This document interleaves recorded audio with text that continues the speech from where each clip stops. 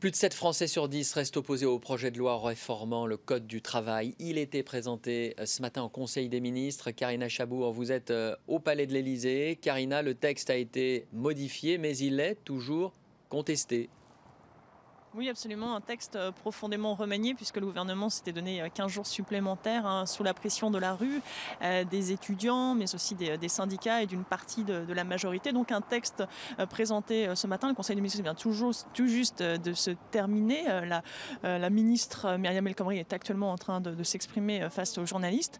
Mais effectivement, un texte qui ne fait toujours pas l'unanimité, notamment de la part du patronat, des petites et moyennes entreprises qui se sentent les grandes lésées de ce projet de loi.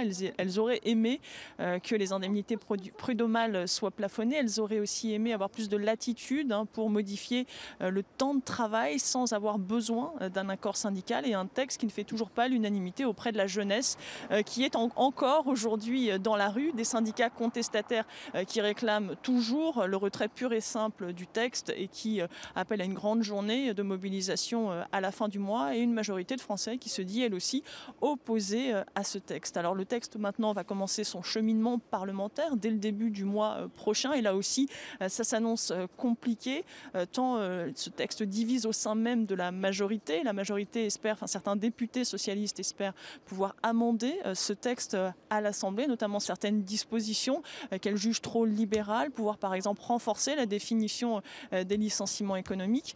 Quant à l'opposition favorable dans le texte, favorable au texte initial, mais qui estime qu'aujourd'hui il est totalement dénaturé et qui n'a pas l'intention de faire de cadeaux au gouvernement.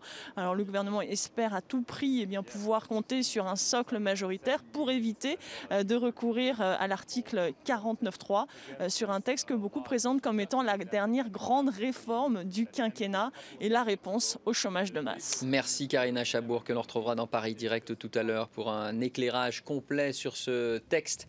Vous l'avez compris, encore très controversé.